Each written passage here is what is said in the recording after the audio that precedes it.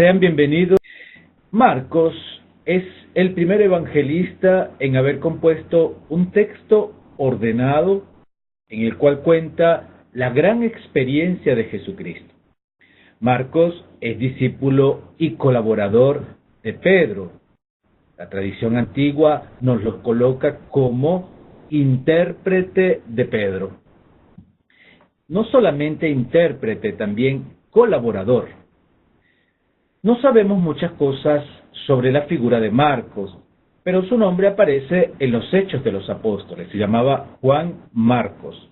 Marcos es su segundo nombre. Pertenecía a una familia aristocrática y sacerdotal de Jerusalén. Los dos nombres, uno hebreo y el otro de tradición romana, dicen la doble situación en la cual se encontraban las familias nobles del mundo judío.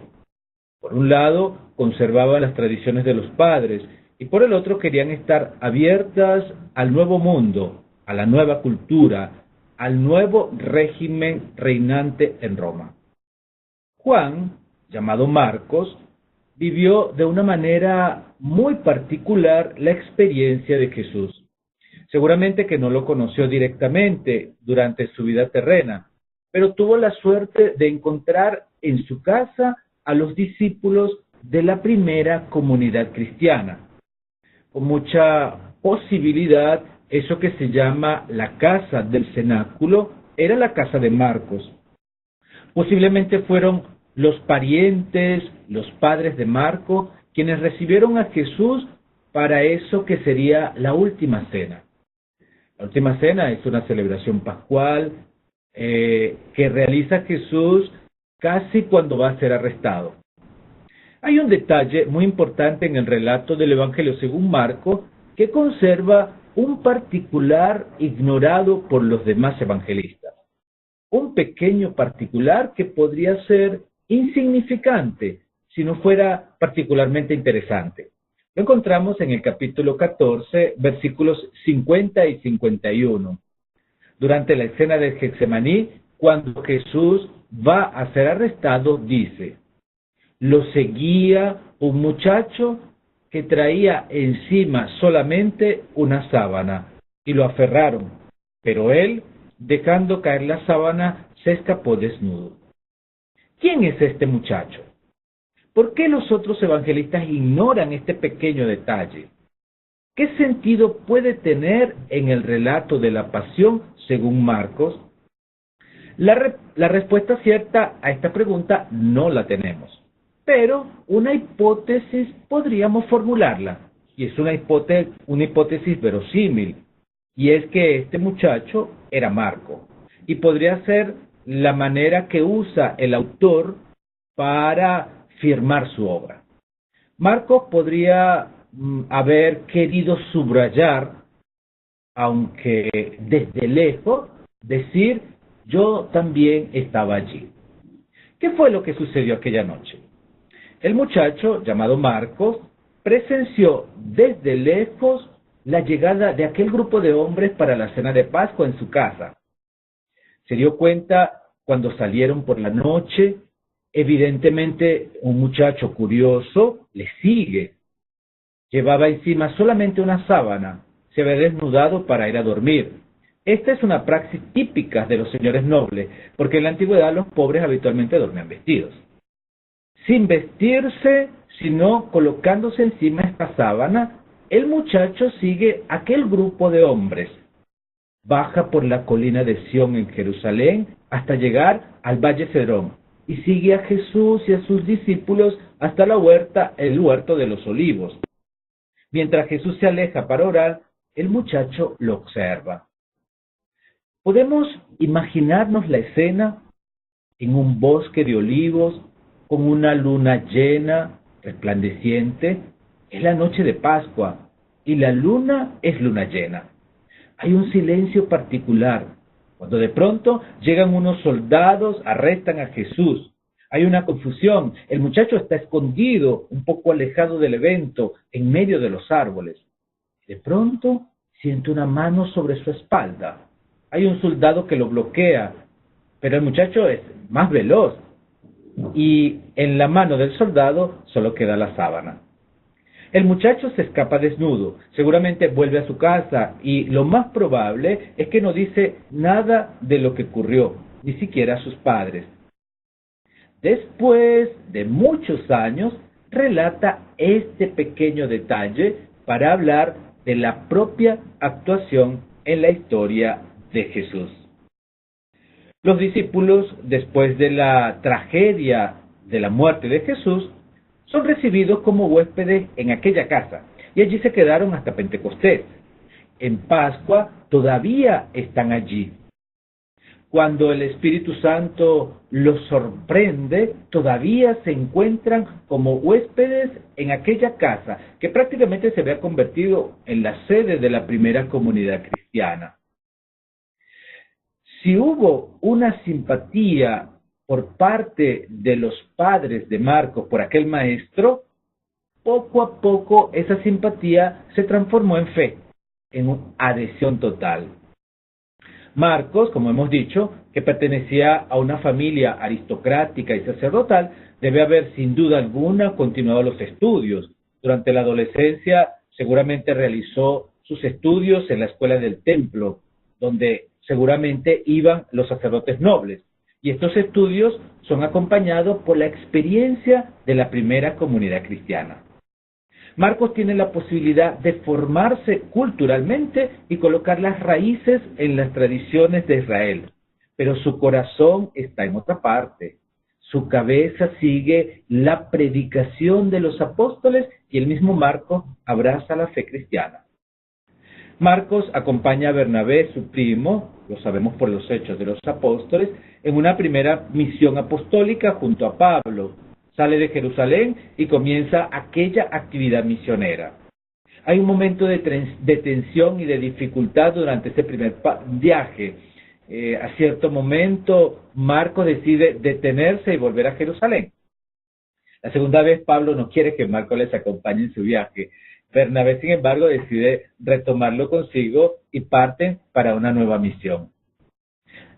Es importante tener presente que si en el año 30, año de la Pascua, muerte y resurrección de Jesús, Marcos es un muchacho de unos 10 años, cuando comienza la misión en el año 40, es un hombre de 20.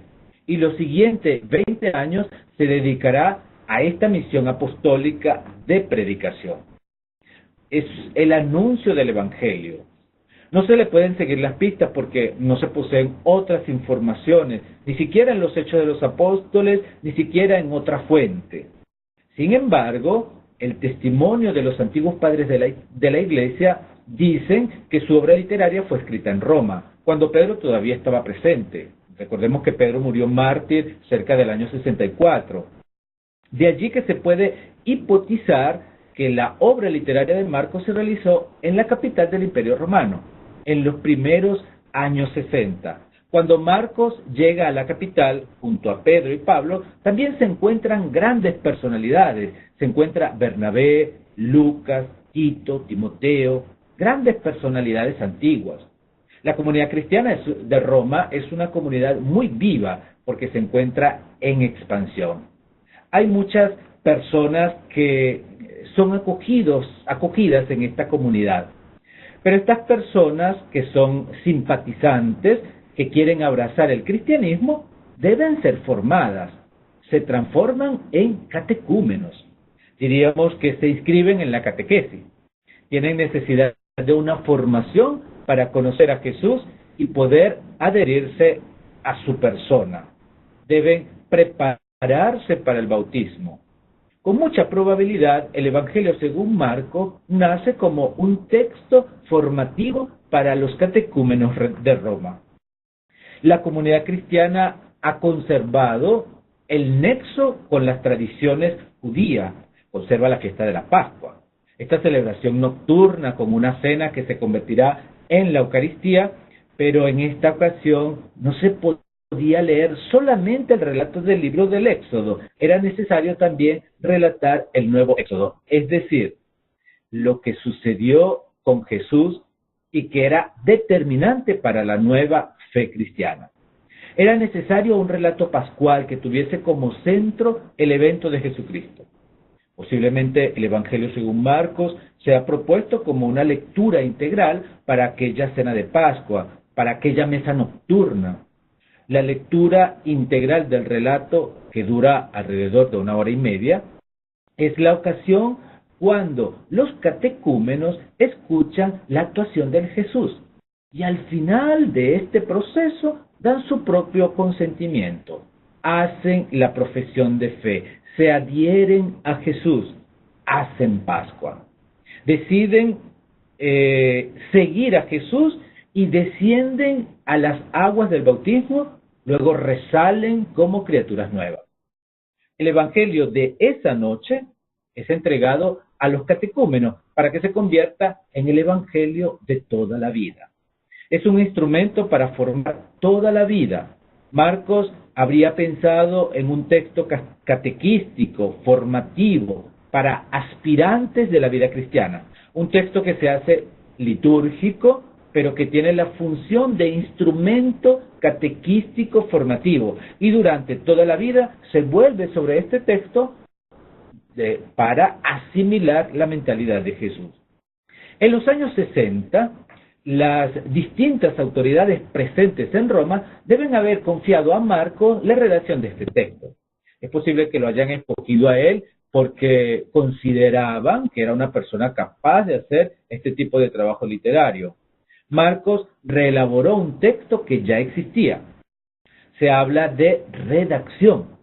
Debían existir seguramente otros textos que circulaban en las comunidades donde se relataban las enseñanzas y los hechos de Jesús.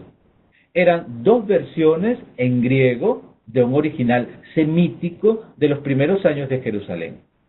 Ese primitivo evangelio es conocido como el Evangelio de los 12, que está escrito en lengua semita. Este evangelio es llevado a las misiones, es traducido al griego, sufre ampliaciones, algunos lo retocan, tuvo numerosos agregados. En Roma, en los primeros años 60, cuando se encontraban muchas personas autorizadas que habían trabajado sobre estos primeros borradores, pudo nacer la idea de colocar junto todo este material y darle vida a un único texto que recogiera esta predicación apostólica sobre Jesús. Marcos fue un válido redactor que recogió este material que existía, dándole una dimensión muy personal, con pequeños retoques redaccionales, pero muy significativos, brillantes, vivaces, que le dan una característica particular a sus páginas. A pesar de que se decía en el pasado de que Marcos es el primero, el más cercano a los acontecimientos, el más histórico, el más esencial, no debemos partir de una idea incorrecta de un Marcos como autor de crónicas. Marcos interviene en el texto, hace sus retoques, agrega mediaciones y es capaz de agregar pinceladas simbólicas de primer orden. Volvamos al particular del muchachito que se escapa desnudo, dejando la sábana en las manos del soldado. Podría ser un cuadro autobiográfico, pero no le quita una valencia simbólica inmensa a este particular. Imaginémonos esa noche particular de luna llena, en medio de los olivos, un soldado que tiene en sus manos una sábana, y abajo en el valle un muchacho que se escapa desnudo. Es una anticipación de la resurrección. La mañana de Pascua, en la tumba vacía, encontrarán solamente una sábana. Los soldados que habían realizado la guardia tenían entre sus manos solamente una sábana, pero el cuerpo del Cristo resucitado se había escapado desnudo.